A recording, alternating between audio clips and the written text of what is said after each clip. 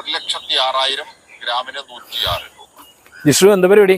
ആ ബിജുവേട്ടാ, ഞാൻ വെറുതെ ന്യൂസ് കണ്ടിരിക്കുക. ബിജുവേട്ടാ, അതെ CSR ഫണ്ട് തട്ടിപ്പ്, അതിനെ കുറിച്ചുള്ള മാധ്യമങ്ങളുടെ വാർത്ത കൈകാര്യം ചെയ്യല്, അതിനെ കുറിച്ച് എന്താ അഭിപ്രായം? ശരിക്കും മാധ്യമങ്ങൾക്കൊരു വിചാരമുണ്ട്, ഞങ്ങളാണ് വാർത്തകൾ എന്നുള്ളത്. എന്ന് വെച്ചാൽ ഏതൊരു സാധനം അവരതിൽ കൊണ്ടുകൊടുത്തത് അത് മാങ്ങയാന്ന് പറഞ്ഞാൽ അല്ല, തേങ്ങയാന്ന് പറഞ്ഞ് അവിടെ CSR ഫണ്ട് തട്ടിപ്പ്. ഞാനും ഈ കഴിഞ്ഞ ഓണക്കാലത്ത് നമ്മുടെ സുഹൃത്ത് പ്രീത് പറഞ്ഞു നമ്മളടുത്ത്, വൈക്കത്ത് ഇങ്ങനെ CSR ഫണ്ട് കൊണ്ടുവന്നിട്ട് ഇങ്ങനെ ബൈക്ക് അങ്ങനെയൊക്കെ കൊടുക്കുന്നുണ്ട്, ബിജുവേട്ടൻ അറിഞ്ഞു ചോദിച്ചു. അപ്പോൾ ഞാൻ പറഞ്ഞു അത് ഉണ്ടാവുമായിരിക്കും. ആരൊക്കെയാണ്? അപ്പോൾ എൻ്റെ രാധാകൃഷ്ണൻ, പ്രമീള ദേവി, ഇവരുടെയൊക്കെ പേരാ പറയണത്. അപ്പോൾ നമുക്കറിയാം സ്വപ്ന സുരേഷ് HRDS പറഞ്ഞൊരു സ്ഥാപനത്തിലാണ് പാലക്കാട് ജോലി നോക്കുന്നുണ്ടായിരുന്നത്. HRDS അടുത്ത കാലത്ത് പറയുന്നുണ്ടായിരുന്നു, ഞങ്ങൾ മറ്റേ ഇവിടെ മുണ്ടകൈ ചൂരൽമല ദുരന്തബാധിതർക്ക് മുഴുവൻ വീട് വെച്ച് കൊടുക്കാം. അപ്പോൾ അവർക്ക് CSR ഫണ്ട് ലഭിക്കുന്നുണ്ട്.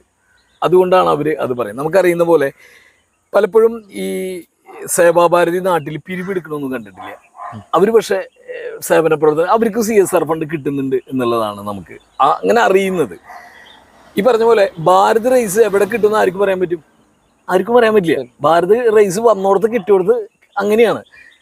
ഇപ്പം ഇന്ന് ഇവിടെ എന്ന് പറഞ്ഞാൽ നാളെ മറ്റെവിടെയെങ്കിലും, അതാണ് ഭാരത് റൈസ്. അപ്പോൾ കേന്ദ്ര സർക്കാരിൻ്റെ പരിപാടി എന്നുള്ളത് BJP നേതാക്കൾ വഴി ജനങ്ങളിലെത്തും ഭാരത് റൈസ് പോലെ എന്ന് ജനം വിശ്വസിച്ചിരിക്കുന്നു എന്നുള്ളത് ആ ഒരു പൊതുബോധത്തിൻ്റെ ഭാഗമാണ്. അത് ആ ഭാഗമായിട്ടാണ് കേരളത്തിലെ തന്നെ സമുന്നതനായ ഏറ്റവും വലിയ നേതാക്കളിലൊന്ന് 2000 നോട്ടിൽ ചിപ്പുണ്ടെന്ന് പറഞ്ഞു വന്ന AN രാധാകൃഷ്ണനാണ് ഇതിൻ്റെ മിക്ക സ്ഥലത്തും ഉദ്ഘാടകനായിട്ട് വരുന്നത്.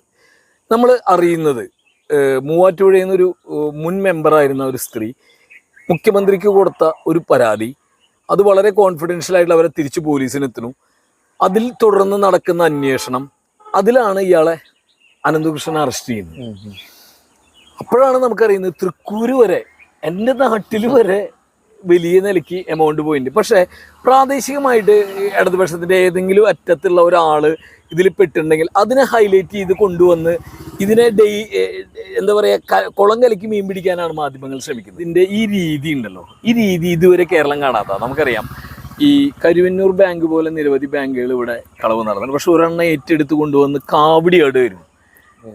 നീ ആലോചിക്കണം, അനന്തകൃഷ്ണന് നേരിട്ട് പ്രധാനമന്ത്രിയെ ഷോൾ അണിയിക്കാനുള്ള ഒരു അവസരം കിട്ടിയിട്ടുണ്ട്. ഡോക്ടർ നമ്മുടെ തൃശ്ശൂരത്തെ ഗോപാലകൃഷ്ണന് കിട്ടിയിട്ടില്ല എന്ന് പറഞ്ഞാൽ സ്റ്റേജിലേക്ക് കയറാണ്ട് താഴെ നിന്ന് വട്ടം തിരികെയായിരുന്നു. എന്നിട്ട് പോലും ഇങ്ങനെ കിട്ടിയിട്ട് പോലും മാപ്രകൾ ഇതിൽ പറ്റ നെഞ്ഞത്ത് രണ്ട് നെഞ്ഞത്ത് കത്തി കുത്തി കയറ്റിയ പോലെയാണ് വാർത്ത ചെയ്യുന്നത്. എവിടെയാ വാർത്ത ചെയ്യണ്ടേ? അവർക്കറിയാം AN രാധാകൃഷ്ണൻ, പ്രമീള ദേവി അങ്ങനെയുള്ള ആളുകളാണ് ഇതിൻ്റെ പ്രധാന ആളുകൾ. കാരണം അവരിലൂടെയാണ് ഇത് വരുന്നത് എന്ന് മനസ്സിലായിരുന്നു. ബാക്കി കേരളം മുഴുവനുള്ളവരൊക്കെ പലപ്പോഴും ഇതിൽ പെട്ടുപോയിട്ടുള്ളവരും അല്ലെങ്കിൽ ഉദ്ഘാടനത്തിന് ബന്ധപ്പെട്ടുള്ള ജനപ്രതിനിധികളും ഇത് ഓതറൈസ്ഡ് ആണെന്ന് വിശ്വസിച്ച ആളുകളൊക്കെയാണ്. എന്റെ മരുമകൾ ഈ ഫ്ലക്സ് ബോർഡ് കണ്ടിട്ട് പറഞ്ഞു, അച്ഛന് ചർച്ചയിലൊക്കെ പങ്കെടുത്തിട്ട് പല BJP നേതാക്കളും പരിചയമുള്ളതല്ലേ, എന്റെ വണ്ടി മാറ്റിയെടുക്കേണ്ട സമയമാണ്, നമുക്ക് ഈ പകുതി വിലയ്ക്ക് ഇത് കിട്ടുമോ എന്ന് അന്വേഷിക്കാൻ വേണ്ടിയിട്ട് ഞാൻ എറണാകുളത്തെ സത്യസന്ധനായ ഒരു BJP നേതാവിനെ വിളിച്ചപ്പോൾ അദ്ദേഹം 10 മിനിറ്റിൽ തന്നെ എനിക്കൊരു കോർഡിനേറ്റർ നമ്പർ തന്നു. ഞാൻ ആ കോർഡിനേറ്ററെ ബന്ധപ്പെട്ടു. കോർഡിനേറ്റർ എന്നിൽ നിന്ന് പൈസ മേടിച്ചു. 5-8 മാസമായിട്ട് കിട്ടാത്ത സാഹചര്യം വന്നു. ഈ തട്ടിപ്പ് ഞാൻ അറിയുന്നതിനേക്കാൾ മുമ്പ് 1-2-25 രാവിലെ 6 മണിക്ക് എന്നെ ഈ ജില്ലയിൽ ആ BJP നേതാവ് വിളിച്ചിട്ട് പറഞ്ഞു, ഹരിദാസ് ജി അത് തട്ടിപ്പായിരുന്നു, ഹരിദാസിന്റെ അക്കൗണ്ട് നമ്പർ എനിക്ക് അയക്കും, ഞാൻ എൻ്റെ അക്കൗണ്ടിൽ നിന്ന് പകുതി പൈസ എന്ന് തരുന്നുണ്ട്, ബാക്കി പകുതി പൈസ 15 ദിവസത്തിനകം തരാമെന്ന് പറഞ്ഞതുകൊണ്ട് ഞാൻ ഇതിലത്തെ പരാതിക്കാരനായി രംഗത്ത് വരാൻ തയ്യാറല്ല. പക്ഷെ ഒരു കാര്യം ആലോചിക്കണം, അങ്ങനെ ആ BJP നേതാവ് അത് ഏൽക്കണമെങ്കിൽ AN രാധാകൃഷ്ണനെ പോലെ അഖിലേന്ത്യാ തലത്തിൽ ഗ്ലാമറുള്ള ഒരു BJPയുടെ സംസ്ഥാനത്തെ നേതാവ് ഇതിന് പിന്നിൽ പ്രവർത്തിക്കുന്നത് കൊണ്ടല്ലേ അദ്ദേഹം അത് ഏറ്റിരിക്കുന്നത്. അപ്പൊ AN രാധാകൃഷ്ണൻ ഒരു പത്രസമ്മേളനം നടത്തിയിട്ട് ഇത്തരത്തിൽ പറഞ്ഞതുകൊണ്ടായില്ല. മോദിക്ക് പൊന്നാട അണിയിക്കാൻ ഒന്ന് ആലോചിച്ച് നോക്കണം. ഈ തൃശ്ശൂരിലെ ഗോപാലകൃഷ്ണൻ എന്ന് പറയുന്ന വക്കീൽ BJPയുടെ ഇനീഷ്യൽ എനിക്ക് ഓർമ്മ വരുന്നില്ല, മോദി വരുന്ന വേദിയിൽ കയറാതെ പന്തലിന്റെ കാര്യം പിടിച്ചു നിന്നിട്ടുള്ള ഒരു സംസ്ഥാനത്ത് മോദിക്ക് പൊന്നാട അണിയിക്കാൻ അനന്തകൃഷ്ണൻ അവസരം എങ്ങനെ കിട്ടി? BJPക്ക് ആളെ കൂട്ടാനും BJPക്ക് വോട്ട് പിടിക്കാനും 17-ാം വയസ്സ് മുതൽ തട്ടിപ്പ് കേസിൽ പ്രതിയായ ഒരു വ്യക്തിയോട് കൂട്ടുചേർന്നുകൊണ്ട് ഇത്തരം ഒരു 2 വീലർ വിതരണ പദ്ധതി BJPയുടെ സംസ്ഥാന ജില്ലാ നേതാക്കൾ ആരും അറിഞ്ഞിട്ടില്ലേ? ഒരു പത്രസമ്മേളനം നടത്തിയിട്ട് AN രാധാകൃഷ്ണൻ പറയുന്നു, സൈൻ എന്ന് പറയുന്ന സംഘടനയ്ക്ക് തെറ്റുപറ്റി, ഞങ്ങൾ ഇത് എല്ലാവർക്കും പണം തിരിച്ചു കൊടുക്കാൻ പോവുകയാണ്. അദ്ദേഹം അത് എവിടുന്ന് കൊടുക്കുന്നു, എന്ത് കൊടുക്കുന്നു എന്നുള്ളതിനല്ലോ.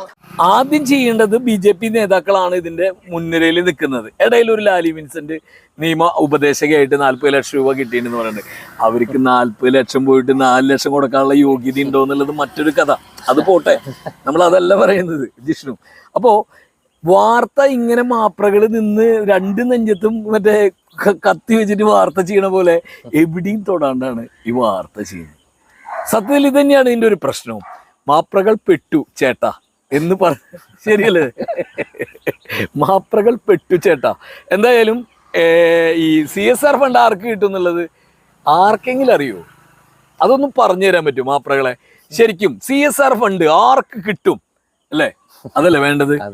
അഴിമതിയാണ് സാർ എന്ന് പറയാൻ പറ്റണ്ടേ?